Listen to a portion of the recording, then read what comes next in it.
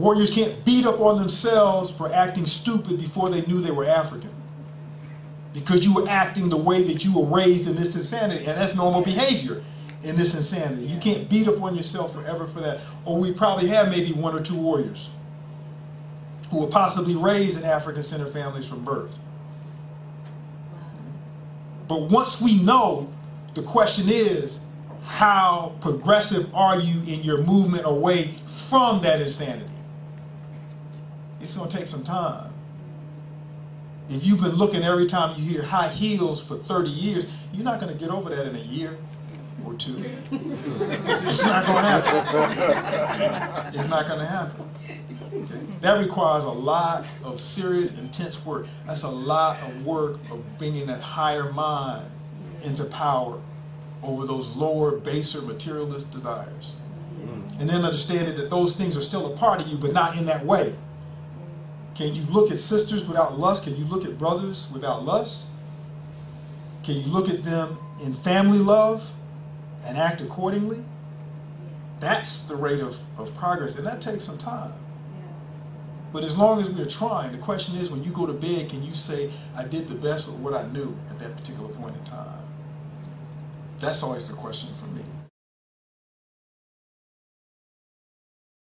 Do not be afraid of being labeled radical or militant. I love this one. The best example in the world. I was teaching in Morehouse. Some students came running into the classroom, and they said, I'm not going to say his name, but they said, oh man, Professor Baba, he said that you're psychotic. And I said, go back and tell him thank you. Because I know that if this Negro calls me psychotic, I'm doing what I'm supposed to be doing. That's a badge of honor. Oh, I'm a radical? I'm a militant? That's what I'm supposed to be. If any warrior is not, they're not a warrior. They're fighting for the wrong cause. They're fighting in the wrong way. Okay. Become a serious thinker. Playtime is over. That doesn't mean you can't have fun. Playtime is over. We don't have time to be playing. This is coming on us fast.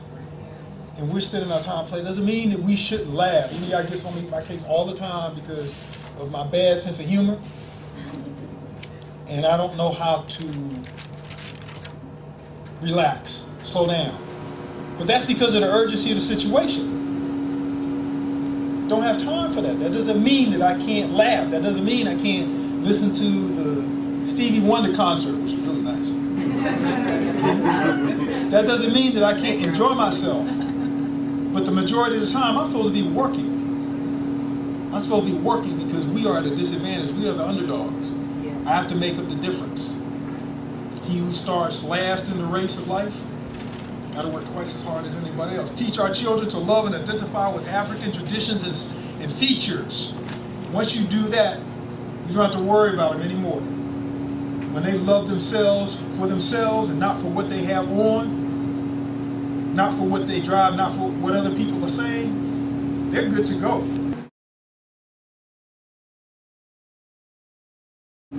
Operate in a spirit and reality of unity. Operate like family.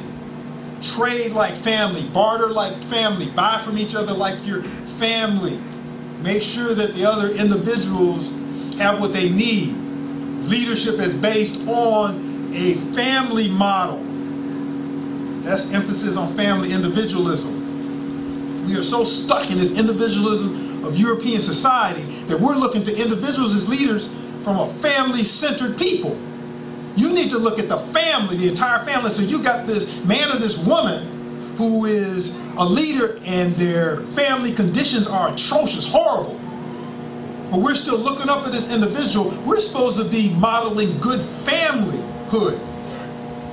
We need to be looking at the family of these people. We have so many contradictory leaders. Leaders who are sleeping with Europeans. Right. Talk about them. Leaders who are abusing their spouses. Leaders who do not talk to their children. Those aren't leaders in the African tradition. We have to have leaders who we measure by the quality of their families. The family is supposed to be the model, not a bunch of individuals. The family is supposed to be the model. Liberalism is important Because liberalism is the idea that everybody has a voice. Liberalism is the idea that you need to have everyone to win the revolution. You can't have everybody including your revolution if 3/4 of the people involved in your revolution hate who you are, hate who they are, love the people who you're trying to get free from. So all those voices are simply going to corrupt your movement. That idea is passé. The idea that everybody needs to be involved in order to have a revolution. You're never going to have a revolution. It's not going to happen. And those people who promote that idea, I'm seeing them with their Marxist theologies, their Marxist ideologies. They know this, and they're not trying to free African people. Most of them are not Pan-Africanists. Most of them are not about nation builders, and you don't see that anywhere in their agenda. And they will tell you in a second, oh, we have a problem with white folks, we don't have a problem with Asians, we don't have a problem with Arabs, we have a problem with oppressors. Who do you think oppressors are? Excuse my English. Who do you think our oppressors are? Okay? We have to be clear. If both of them are Europeans, then that's the problem. Okay? We need to be clear. Absolutely. Liberalism cannot be allowed. Certain voices should not be allowed to participate in the discussion. Adventurism and romanticism. Real quick, we got to come down to reality. I remember years ago, the student who tutored at our school made the point of African people rooting for Europeans in movies, rooting for enemies to win. We're still caught up in this fantasy world of becoming heroes, being seen. So we go into these organizations expecting to become instantly victorious, people patting us on our back, not understanding that this is an intergenerational process, that what we do now is going to be based upon its impact on African people 7 generations down the road. Okay? 7. And our children are supposed to look at what they're doing based upon their impact 7 generations after them, and on and on and on. But some of us come into this expecting to really, there'll be a camera somewhere, and the enemy's out there with Uzis and 9s and what have you, and we got our little, 9s, and we're flying through the air and shooting, and every one of their bullets is missing us, and we're on TV, with our gold-plated, mud-claw, full-length coat, and super-duper arc on our chest to be seen, so we can become heroes. That's not what this is about. This is dirty work. Most people will not know who you are, and those who are real heroes, most of us don't know their names. That's the reality. There is no instant gratification. The pat on your back comes from your spirit. The pat on your back comes from your ancestors. The pat on your back comes from you knowing doing what needs to be done. That's where it's supposed to come from. Self-defense classes for all members of the community.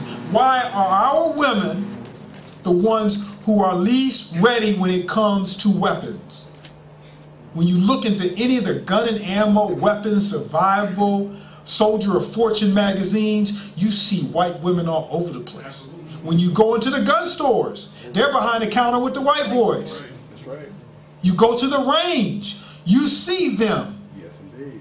You bring sisters to the range, everybody's like, it's like, I've never seen a sister before, not just at a range, that look of, I've never seen a sister before. That kind of strange because we don't take our sisters, we don't train them. I was so proud of one of the brothers who work with us, and he really asked me what needs to be done. I said, we need to have, the sisters need to know how to at least feel the gun, know what it feels like to fire at one time, at least be comfortable with that. Started a program where he taught gun safety, and then he taught them how to clean it, dismantle it. Then he took them to the range. Sisters were blowing away targets in ways that brothers weren't.